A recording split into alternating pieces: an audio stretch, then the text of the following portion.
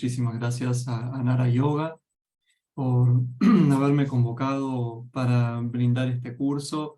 Muchas gracias a todos ustedes que están acá presentes de manera virtual en la clase abierta para nuestro próximo curso sobre Bhagavad Gita. Bueno, yo estoy muy contento también de poder dedicar este curso a este texto. Es un texto que a mí me gusta mucho y que vengo estudiando hace unos cuantos años. Entonces siempre es una gran oportunidad poder brindar un curso y repasar, revisar, volver a estudiar los temas del texto, la bibliografía secundaria que habla y esclarece los contenidos del texto, y también generar nuevas conversaciones con los participantes del curso, que bueno, siempre son nuevos, son diferentes, entonces las conversaciones también siempre son nuevas, diferentes y también esclarecedoras e iluminadoras de los aspectos que el texto nos despierta a nosotros en la actualidad. Hay un aspecto del estudio del texto que es técnico, pero también hay un aspecto del estudio del texto que es muy personal, que cada uno de nosotros tiene por sí mismo, y entonces cuando nos juntamos a estudiar el texto en un curso como este, eh, tomamos contacto con esas reflexiones propias y aquello que el texto nos despierta a cada uno de nosotros, y eso me parece que es muy iluminador para todos, también muy iluminador para mí, porque como les comentaba, el aspecto técnico del texto, bueno, más o menos lo manejo, pero toda esta cuestión de que el texto nos despierta a nosotros como lectores en el siglo XXI, eh, creo que es esta clase de encuentros la que me muestra, ¿no? En qué consiste esto de ser un lector postmoderno de un texto tan antiguo. Y esto un poco lo reflejamos en el texto, en el título de nuestro curso. ¿Podré compartir pantalla, ya que estamos? Tengo un pequeño documento. Sí, está disponible para que Gracias. compartas.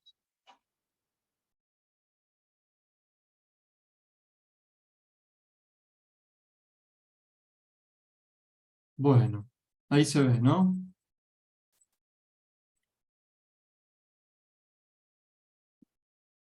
Acá tenemos el texto de presentación de nuestro curso, que no lo vamos a leer, pero sí tenemos el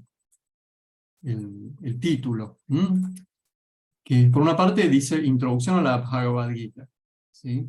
Este es un curso introductorio que dura solamente 5 encuentros de 2 horas, como comentaba Eva. Y luego tiene un subtítulo, nuestro título, el nombre del curso, que es Aspectos del Yoga Preclásico para lectores posmodernos. Y en este título encontramos dos elementos, ¿no? Por una parte, aspectos del yoga preclásico, donde yoga sería el elemento central, y este yoga es caracterizado como preclásico. Y es caracterizado como preclásico de una manera un poco convencional, porque en general se suele considerar que el yoga clásico es el yoga de Patanjali, que encontramos en el Yoga Sutra, y Bhagavad Gita se considera un texto anterior, que se compuso con anterioridad a la sistematización de Patanjali. Entonces se considera que todo el yoga presente en Bhagavad Gita es preclásico, porque antecede a la sistematización patanjálica. Ahora, estos aspectos del yoga preclásico son introducidos, ¿no?, para lectores posmodernos, somos nosotros, ¿sí? Estos lectores que estamos abordando un texto de posiblemente más de 2000 años, de 2 milenios de antigüedad, en el siglo XXI, tenemos como lectores un carácter en alguna medida, en algunos sentidos muy distinto de los receptores originales del texto, ¿no? De los receptores de la época en que se compuso el texto. Somos muy diferentes porque vivimos lejos, o si por ahí haya alguien de la India, pero por lo menos yo que estoy en Argentina, estoy muy lejos de la India, han pasado 2000 años, ¿sí? No soy ni un brahman, ni un kshatriya, que son los receptores principales de este texto. Los brahmanes son la casta de los sacerdotes de la India, los kshatriya, la casta de los guerreros, ¿sí? La casta militar de la India. Entre estas castas había una estrecha relación entre los sacerdotes y la casta militar. Eh, y como Mahabharata, ¿sí? Es un texto épico, Eva ya les comentaba que Bhagavad Gita es un pequeño episodio dentro de esta gran obra épica que es Mahabharata. Al ser un texto épico en el cual se narran las hazañas de los héroes, y estos héroes son guerreros, ¿sí? Es un texto muy propio de la casta de los guerreros. Ahora, este texto no es solamente un poema épico, el Mahabharata, sino que, como propone Óscar Figueroa en otro curso que está brindando acá en la plataforma de Nara, Mahabharata es una gran enciclopedia, ¿sí? Que contiene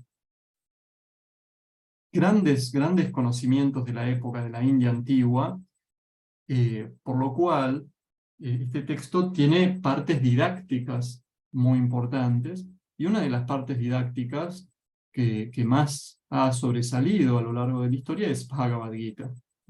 Y decimos que es una parte didáctica porque, bueno, dentro de la trama, dentro de la historia, digámoslo así, ¿no? Que narra el Mahabharata, prácticamente no pasa nada en Bhagavad Gita, ¿sí? Hay dos personajes adentro de una carroza conversando, o sea, en términos de trama no pasa casi nada. Pero, claro, esa conversación es muy relevante, es muy profunda, tiene muchas enseñanzas. Entonces, por eso es un texto también que ha ganado mucha relevancia y resonancia a lo largo de los siglos, no solo ahora en este último siglo o a fines del siglo XIX, sino en India desde la antigüedad, ¿sí? Y como yo decía, bueno, somos nosotros lectores posmodernos, lejanos en el tiempo y en el espacio, en la cultura y en el contexto, respecto de el tiempo, el espacio, la cultura y el contexto de composición de este texto. Entonces, en algunos casos tenemos que reponer unos cuantos elementos de esos contextos sociales y culturales para poder entender un poco mejor el texto. Y para tratar de hacer sentido en algunos aspectos del texto, ¿sí? Porque esa lejanía, en algunos casos, ¿sí? puede hacer que no entendamos mucho el texto.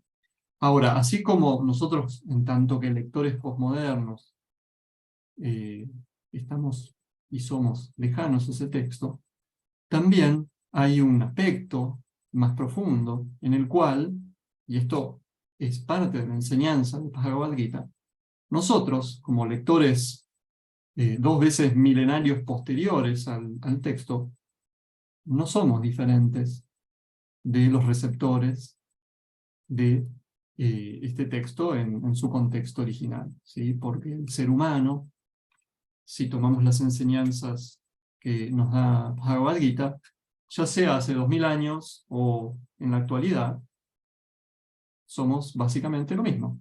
Vamos a ver cómo Bhagavad Gita comprende al ser humano, ¿no? ¿Qué es el ser humano? ¿Qué es el hombre?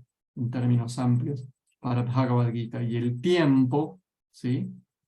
No cambia esa concepción profunda del ser humano, de acuerdo con las enseñanzas de Bhagavad Gita. Entonces, ahí hay una tensión entre distancia y lejanía del texto, pero también en un nivel más profundo, una hermandad, una cercanía, una interioridad, ¿sí?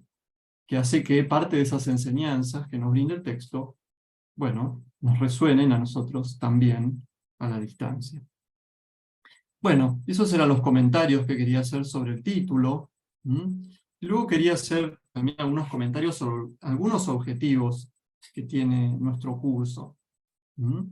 Acá van a ver que utilizo la palabra participantes, ¿sí? Para hacer referencia a quienes escriben en el curso.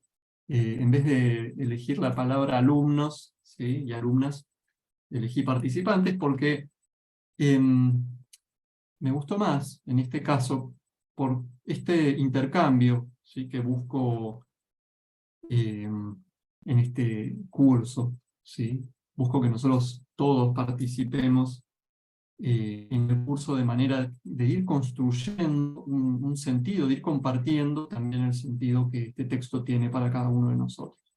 Claramente el curso va a tener una parte expositiva de mi parte, ¿sí? Volviendo a las cuestiones más técnicas, ¿sí? y al abordaje más técnico del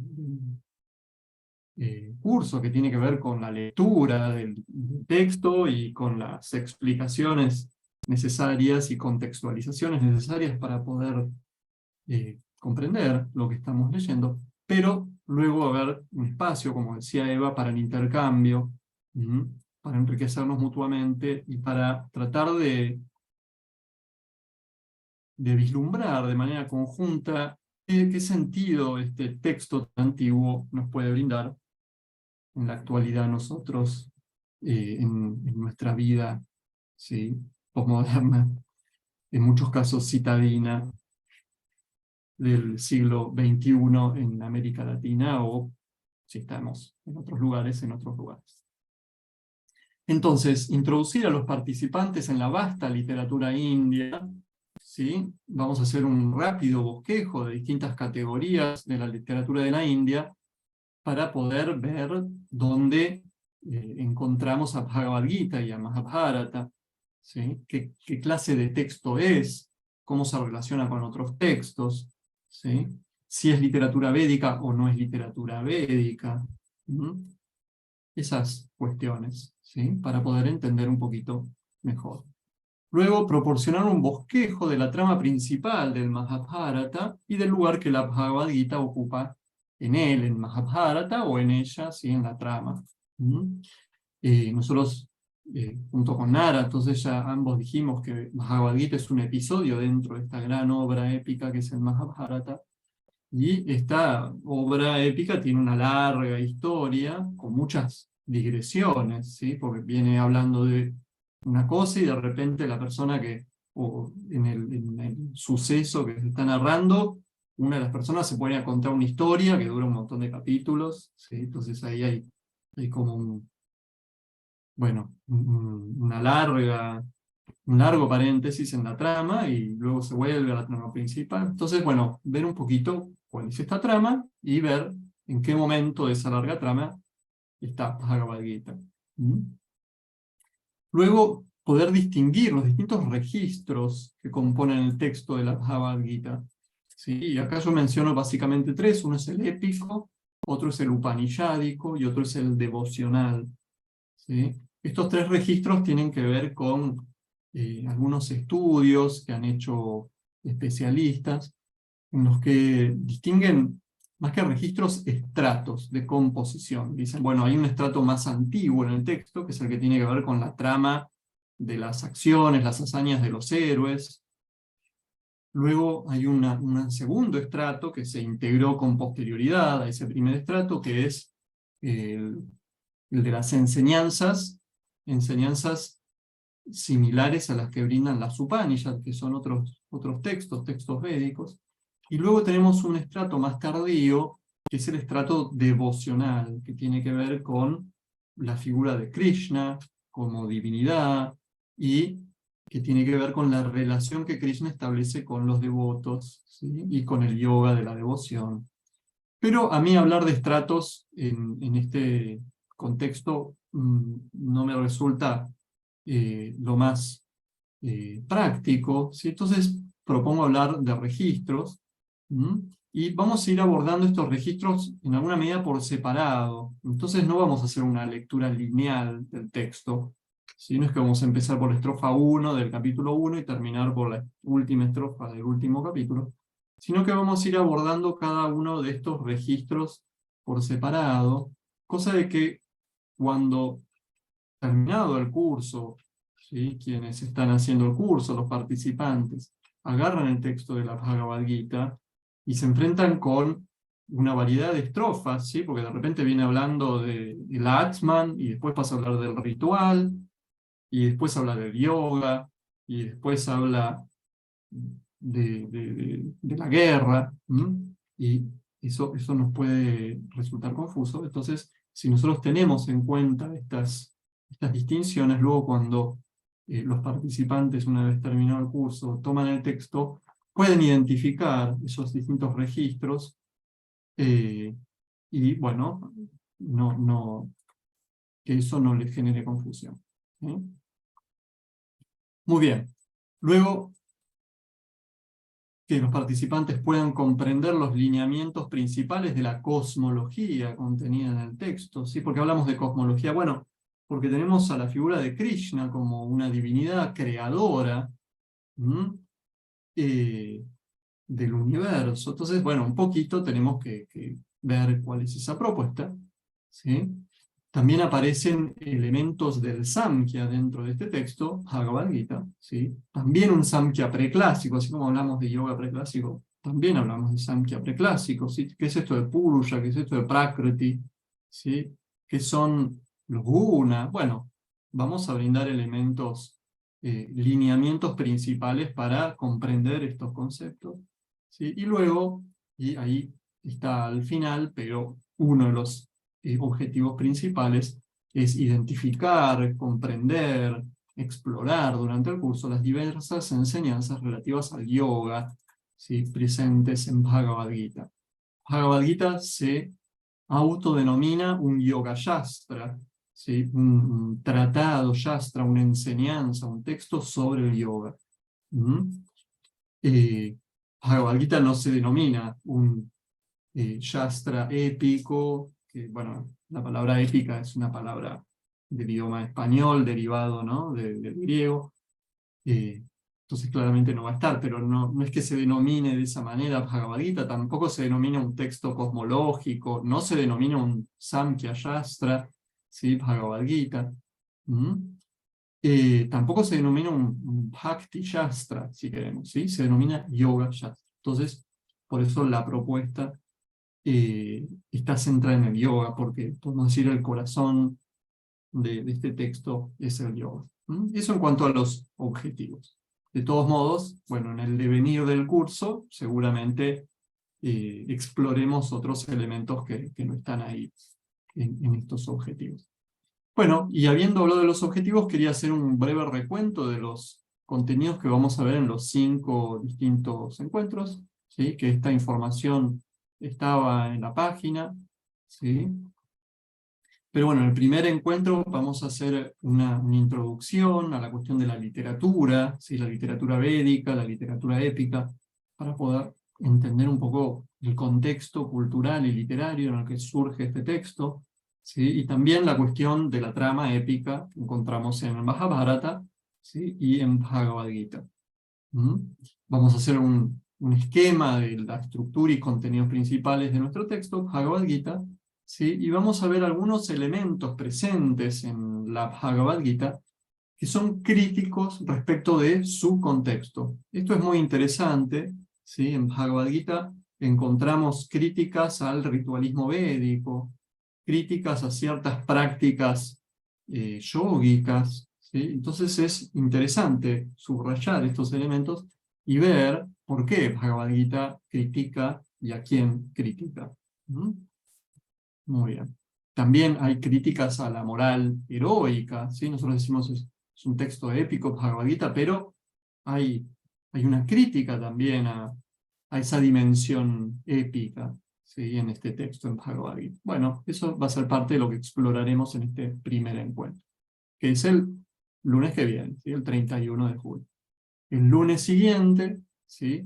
Vamos a explorar ya una de las concepciones del yoga, que es el Jnana Yoga, o el yoga del conocimiento. Jnana quiere decir conocimiento. En relación con esto vamos a ver qué elementos del Samkhya aparecen en Bhagavad Gita, ¿sí? Y por qué lo llamamos Samkhya preclásico. Y vamos a ver que una de las nociones centrales que aparece también en Bhagavad Gita es la cuestión del Atman, o sí mismo. ¿Mm? Y vamos a ver qué caracterizaciones hay de este Atman o sí mismo, y qué le pasa al Atman una vez que muere, ¿sí? El ser humano.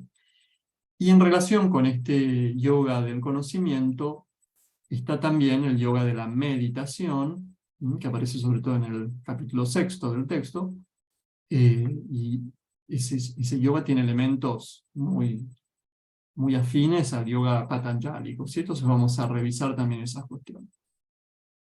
Luego en el tercer encuentro nos vamos a concentrar en la otra concepción principal del yoga, ¿sí? En el encuentro 2 vemos uno de los pilares, en este encuentro vemos el otro de los pilares, que es el karma yoga, el yoga de la acción, y vamos a ver, bueno, cuáles son los distintos conceptos que andan dando vuelta en toda esta concepción, como acción, renuncia, desapego, y vamos a ver que también hay en toda esta concepción de la acción una resignificación del ritual védico. Esto es importante porque karman, que es la palabra que nosotros traducimos como acción, antiguamente quería decir acción ritual, ¿sí? Y básicamente acción ritual entendía como el ritual védico, ¿sí? El sacrificio védico. Y cuando digo sacrificio, no nos asustemos, no todo sacrificio implicaba la matanza de un ser vivo, ¿sí? A veces se realizó una ofrenda que no implicaba una matanza de un animal, ¿sí? Se podían ofrendar alimentos, se podían ofrendar, bueno, incienso, distintos elementos. Y este ritual, que tiene como eje el fuego, el ritual védico, bueno, es resignificado en Bhagavad Gita, y esto está en relación con la concepción de la acción. Entonces vamos a ver esas cuestiones junto también con la noción de dharma, ¿sí? Que aparece en Bhagavad Gita, una noción muy importante también. Luego ya en la segunda mitad del curso, en los encuentros cuarto y quinto, vamos a tratar en el cuarto la cuestión de la devoción, ¿sí? Que podemos llegar a entender que el Bhakti Yoga o yoga de la devoción es como un segundo nivel del yoga de la acción, ¿sí? Por eso yo hablaba de dos pilares, el yoga del conocimiento, que implica la meditación, y el yoga de la acción, que tiene como desarrollo el yoga de la devoción, ¿sí? Hay distintas clases de devoción, aparece la figura de Krishna como divinidad suprema, ¿sí? Y esto es muy importante porque Krishna tiene como muchas facetas dentro de este texto. Krishna es el cochero de Arjuna, es el que dirige el carro, es también el amigo de Arjuna, el pariente de Arjuna porque son primos, también es el maestro de Arjuna. Voy a cerrar acá la ventana. Es el maestro de Arjuna porque le enseña, y Arjuna le dice: soy tu discípulo, instrúyeme. Pero también es una divinidad, y no cualquier divinidad, es la divinidad suprema, ¿sí? Maheshvara, ¿sí? Todas estas facetas tiene la figura de Krishna dentro de este texto, y como divinidad suprema, Krishna juega un papel muy importante en la liberación final del ser humano, ¿sí? Porque ya para la concepción bhakti o de devoción, ¿sí? No es meramente el esfuerzo personal lo que hace que el yogi o el devoto alcance la liberación, ¿sí?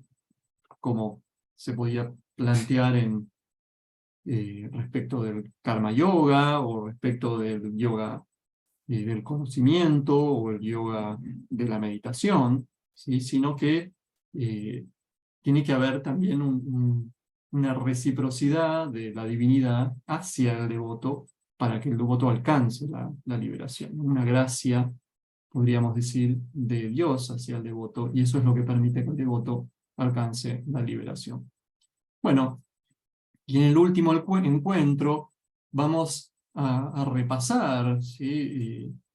Un poco todos los elementos vistos, ¿sí? Por eso hablamos de la síntesis y reunión de elementos en tensión, ¿sí? Porque estos elementos épicos, upanishádicos y devocionales que encontramos en el texto tienen una cierta tensión entre sí. Sin embargo, bueno, el texto busca dar una síntesis entre ellos. Entonces vamos a repasar estas cuestiones. Vamos a ver que con el tiempo en India la Bhagavad Gita se volvió un texto central para la corriente principal del pensamiento de la India posclásico, podemos decir, ¿sí? Que es el Vedanta. El Vedanta no es que sea, como yo dije, línea o corriente, son una serie de líneas y de corrientes, una serie de escuelas, pero que tienen elementos en común y elementos diferentes. Pero verdaderamente el Vedanta copa la escena cultural y filosófica de la India instruida y culta de los tiempos posclásicos, ¿sí? Desde el siglo VIII en adelante, podríamos decir. Y Bhagavad Gita tiene para todas estas escuelas un papel sumamente importante. Y a partir de esa época en adelante, distintos pensadores del Vedanta, no solo del Vedanta, pero principalmente el Vedanta, redactan comentarios a Bhagavad Gita. Obviamente no vamos a leer estos comentarios, ni podemos hacer mucho acerca de ellos, pero sí podemos presentar, ¿sí?, estos distintos comentarios y ver a grandes rasgos qué cuestiones principales, ¿sí?, los caracterizan y los diferencian entre sí. Y luego vamos a ver hacia el final del curso y del encuentro cómo en los últimos 2 siglos Bhagavad Gita también se volvió un texto internacional.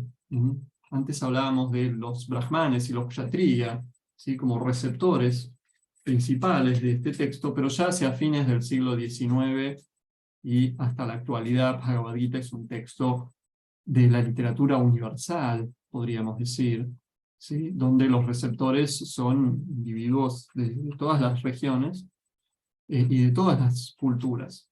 Y eso no ocurrió, digamos, por arte de magia, sino que tiene una historia, y uno de los agentes principales en esa historia fue la teosofía. También en el proceso independentista de la India, ocurrido a mediados del siglo XX, Bhagavad Gita fue adoptado, ¿sí?, o tuvo un papel muy importante. Eso también, digamos, catapultó en alguna medida el texto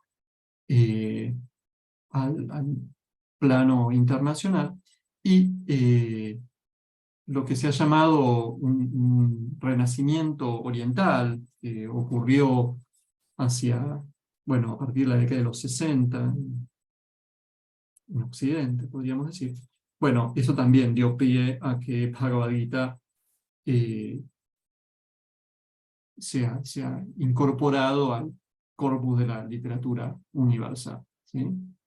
Entonces, eso va a ser objeto de nuestra conversación en este último encuentro. Y por último, bueno, algunas cuestiones. Vamos a hablar de la presencia de Bhagavad Gita en el panorama cultural de nuestra región, que es América Latina. Y con eso vamos a terminar el curso y, bueno, siempre abriendo espacio al intercambio, a la conversación, a la discusión, en buenos términos también, ¿por qué no? Una discusión que busca ser esclarecedora para todos, iluminadora de este texto antiguo y a la vez actual para nosotros. Bueno, eso es lo que quería compartir con ustedes. Eva, le cedo nuevamente la palabra y le cedo, bueno, el espacio. Muchas gracias. Muchas gracias, Gabriel. Creo que fue una introducción muy esclarecedora y que despierta mucha curiosidad también para empezar a profundizar de esta manera introductoria en las diferentes temáticas. Quiero hacer una pregunta yo para partir, también para dejarle tiempo a los que están presentes si tienen alguna duda. ¿Este curso introductorio requiere algún conocimiento previo o alguna cercanía con ciertos conceptos, o vamos a partir de cero todos juntos, Gabriel? Bueno, Eva, muchas gracias por tu pregunta. Eh, de literatura y de filosofía de la India no presupone ningún conocimiento. Eh, yo voy a brindar elementos principales. Me van a escuchar diciendo palabras en sánscrito.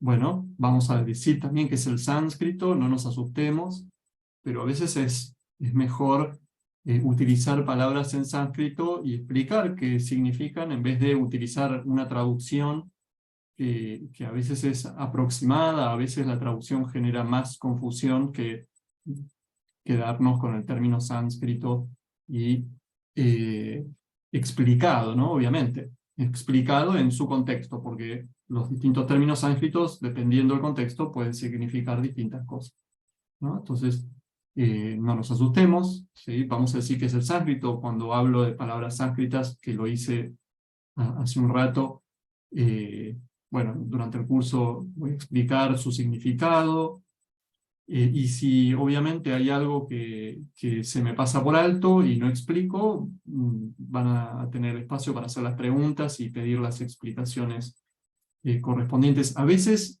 me ha pasado que es mejor que no tener ciertos conocimientos cuando venimos a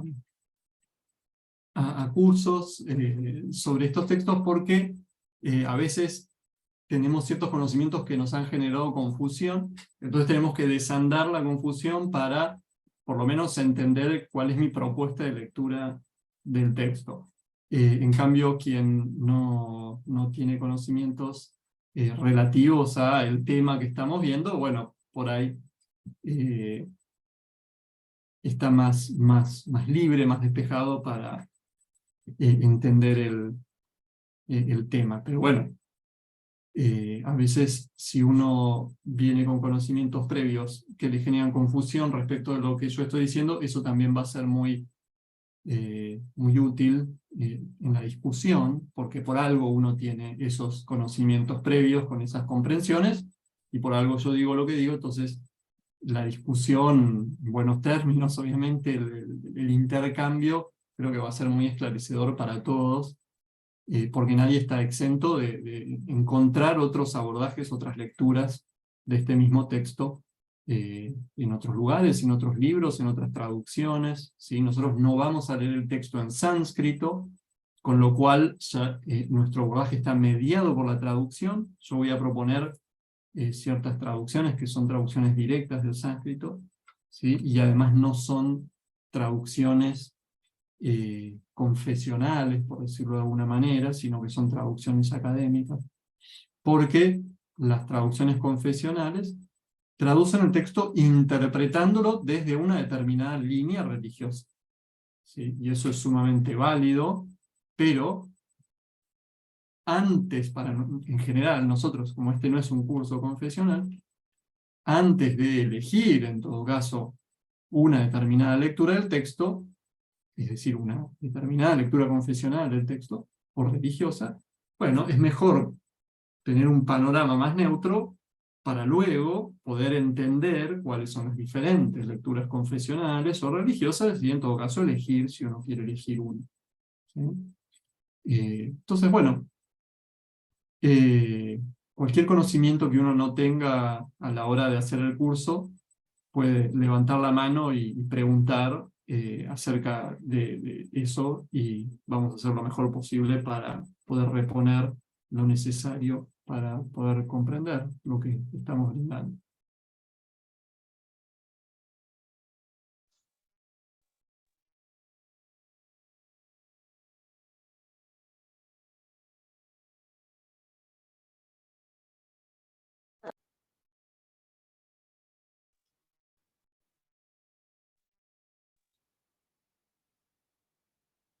Ahí sí. En relación a la bibliografía, Gabriel, ¿nos podrías hablar un poquito más? Por favor, cuál es la versión que vamos a ocupar durante el curso para quienes conocen un poquito más de la Bhagavad Gita o de las distintas ediciones o traducciones? Sí, cómo no. Hay una traducción que hizo Fernando Tola, hace ya muchos años. Fernando Tola fue un gran indólogo peruano, de origen peruano, que vivió luego más de 30 años acá en Argentina, con su esposa Carmen Dragonetti, ambos grandes estudiosos latinoamericanos reconocidos a nivel internacional, del pensamiento, la literatura, la filosofía india, el hinduismo y el budismo. Él tiene una traducción que yo les voy a compartir a ustedes. eh, Está prácticamente agotada, ¿sí? Yo creo que uno podría llegar a conseguirla en una librería de libros usados, pero no se reedita hace muchos años, así que en una librería de libros nuevos lo más probable es que no la encuentre. Y vamos a utilizar esa traducción. Después hay otra traducción directa del sánscrito publicada en Argentina hace pocos años, y hay una traducción nueva publicada hace muy poquito por Oscar Puyol en la editorial Kairos, pero que por lo menos a Argentina todavía no llegó. Se editó en España hace 2 meses y todavía Argentina no llegó, entonces me imagino que en la mayoría de los países de América Latina tampoco está presente, entonces no vamos a utilizar esta traducción. Claro, ahí Francisca nos comenta que el ebook está disponible, sin duda, seguro. Pero bueno, la propuesta por el momento es utilizar la eh, traducción, al menos, de Fernando Tola, que como les dije, yo se las voy a compartir. Si ustedes tienen otra traducción, bueno, genial, porque nos va a servir para ver ciertas diferencias, ¿sí?, en las traducciones. No es que tienen que salir a comprar una traducción, y además yo les voy a brindar la traducción. Luego, en cuanto a la bibliografía, bueno, yo voy a proponerles ciertas lecturas complementarias que tienen esa función, ¿sí?, de ser lecturas complementarias. No es que si uno no leyó un texto, en un encuentro siguiente va a estar en complicaciones de ninguna clase, sino que, bueno, a veces algunos participantes de los cursos quieren leer más, y bueno, entonces tienen la bibliografía ahí disponible para leer más. También es bibliografía recomendable desde mi punto de vista, que por ahí sí en el futuro ustedes tienen que dar un curso, ¿sí?, porque por ahí algunos de los alumnos o participantes de este curso sea instructor de yoga o profesor de yoga y de formación de profesores, entonces, bueno, pueda brindar una clase sobre Bhagavad Gita en su formación y cuente con esa bibliografía para estructurar esas clases y esos contenidos, y refrescar su memoria sobre lo que hemos visto en el curso. Entonces van a tener lecturas complementarias, algunas más breves, otras más extensas, pero simplemente con la finalidad de complementar lo que hemos visto. ¿Mm?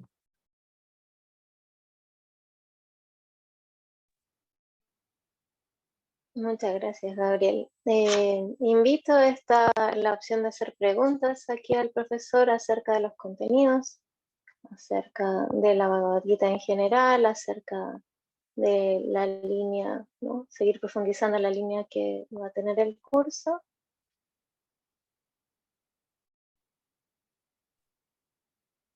Yo quiero hacer una preguntita muy simple. Buenas noches.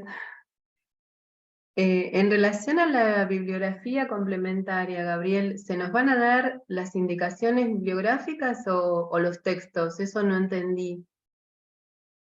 Bien, gracias Elizabeth por tu pregunta. Yo les voy a brindar el PDF, el escaneado del texto, para que ustedes lo puedan leer en la computadora, o si se lo quieren imprimir, lo impriman y lo tengan disponible para ustedes.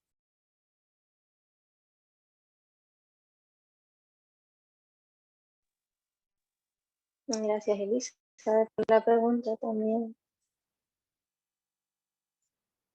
¿Alguien más quisiera preguntar algo?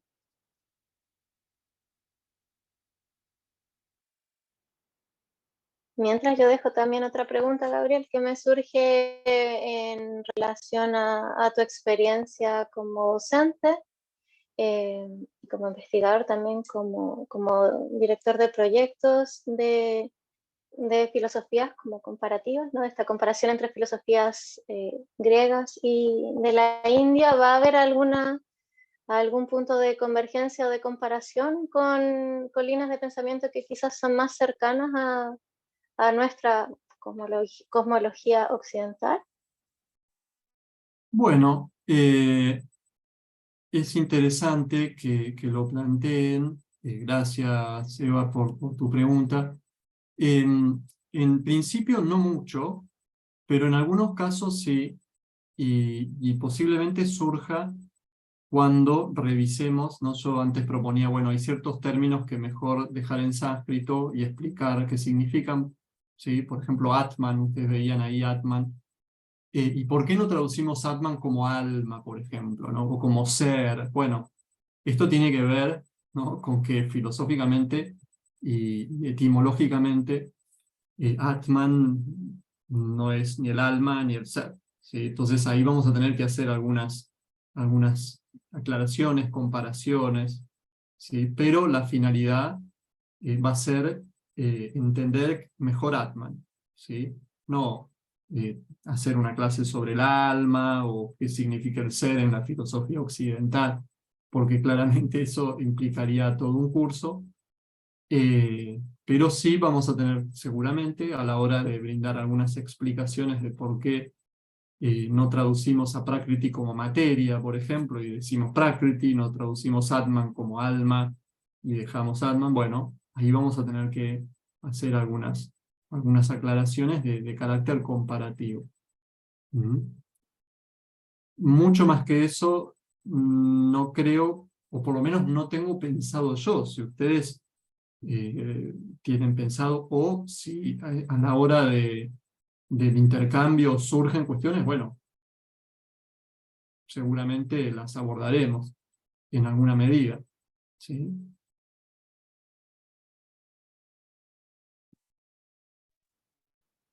Muchas gracias, Gabriel, por la aclaración. ¿Alguna pregunta más para ir finalizando? ¿Algo que les gustaría como esclarecer en relación a los términos, a la forma en la que vamos a desarrollar este estudio? Porque Yo pareciera puedo también hacer, estar todo bastante claro, ¿no? Elizabeth, por favor.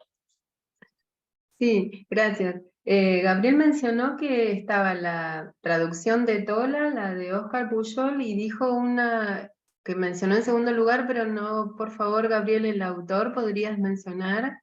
Sí, el traductor es Emilio Rollier, es una traducción editada por Editorial Coligüe, que en Argentina circula bastante, la Editorial Coligüe circula bastante. Yo les voy a brindar, por ejemplo, de esta traducción, parte de la introducción para la lectura, que tiene una introducción muy linda, muy completa. Entonces, bueno, es una traducción recomendable, directa del sánscrito. Conozco a Emilio Rollier personalmente, él trabaja en la Universidad de La Plata, que en Argentina. Es una muy linda traducción, una muy buena introducción también, así que también es recomendable. No la mencioné completa cuando hice esa primera mención porque no es la que vamos a usar como traducción. ¿Sí? Como traducción voy a utilizar la de Tola, pero si tienen ganas de comprar una, bueno, es una de las que desde mi punto de vista y desde las que conozco, porque seguramente hay otras que yo no conozco, directas del sánscrito, es recomendable. Bueno, después está también, obviamente, o sea, hay otras que conozco y no menciono, ¿no? Pero de las que son del estilo que podríamos llegar a usar. Por eso mencioné estas tres. Después está también la de publicada en Atalanta, de Juan Arnau, ¿sí? Que es una traducción bastante más libre, porque busca conservar el lenguaje poético. ¿Sí? Estas son traducciones un poco más literales, no son traducciones poéticas.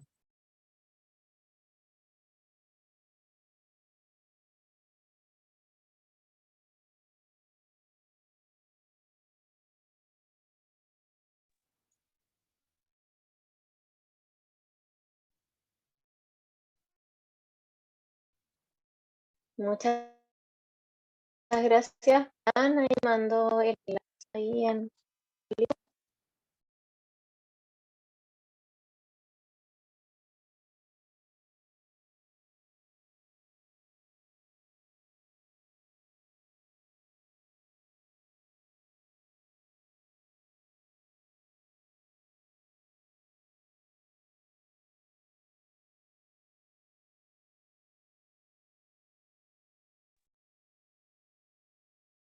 Muy bien.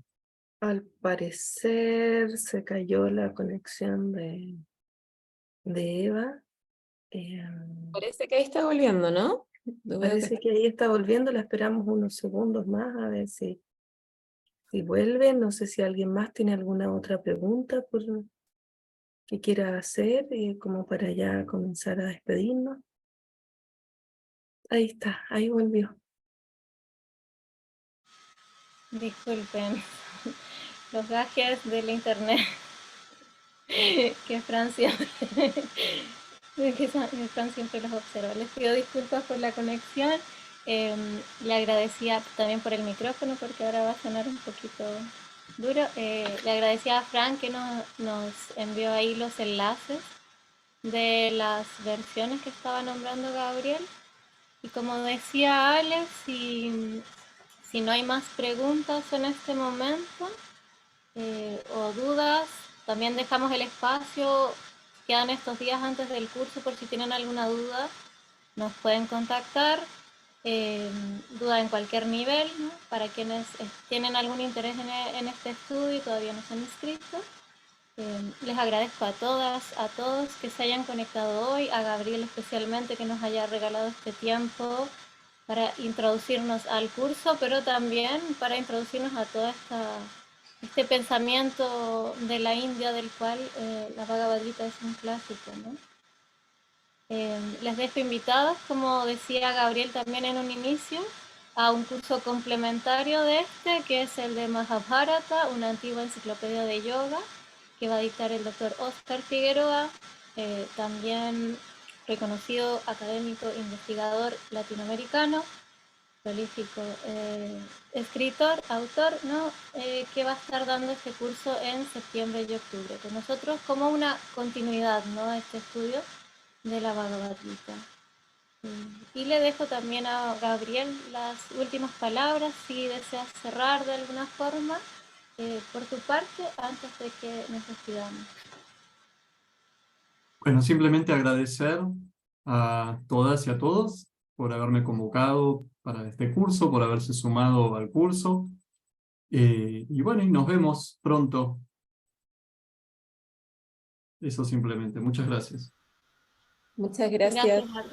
Gracias, Fran. Gracias a todos y todas. Que tengan muy buena noche y estamos en contacto. Buenas noches a todos, muchas gracias, Gabriel, Bye. Eva.